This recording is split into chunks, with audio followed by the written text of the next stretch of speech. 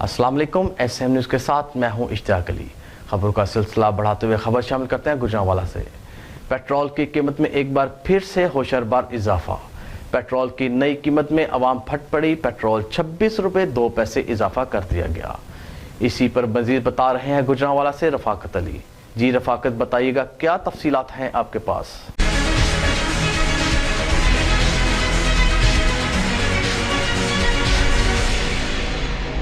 महंगाई बेरोज़गारी की चक्की में पिसी हुई आवाम के ऊपर निगरान हुकूमत ने रात गए फिर से पेट्रोल बम गिरा दिया है। पेट्रोल 26 रुपये इजाफे के साथ नई कीमत जो है वो 331 रुपये और डीज़ल की जो कीमत है वो 17 रुपये इजाफे के साथ जो नई कीमत है वो 329 रुपये फी लीटर मुकर्रर कर दी गई है।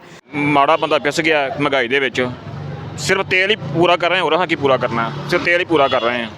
मारो लो इंसान सीधियां रोके गोलियां मारो मर जाए। तुम कल ही हुक्मरानियां करो, अपने आप कोई आ करनी चाहिए कि इंसान की मरदा पाया, मजदूर आदमी पिसदा पाया 10,000-30,000 रुपये तनखा लेंदा पाया तो 15,000 बिल आ रहा है। और कितों अपने बच्चा खुआएगा, किमें दूजे खर्चे पूरे करेगा, वो बाल बच्चा की करेगा।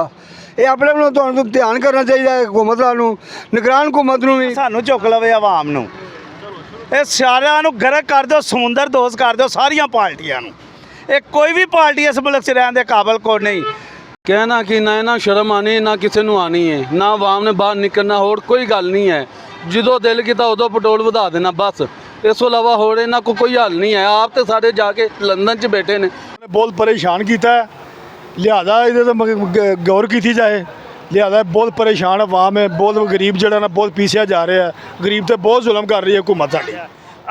हालिया पेट्रोल में इजाफे की सूरत में जो है वो अवाम में शदीद गम और गुस्से की लहर पाई जाती है। अवाम ने ये मुतालबा किया है कि निगरान हुकूमत को चाहिए कि वो ज़रूरियात ज़िंदगी की अशिया में जो है वो रिलीफ फ्राहम करे, और ये जो हालिया पेट्रोल जो है इसमें इजाफा है, ठीक है, इसको फिल फौर वापस लिया जाए।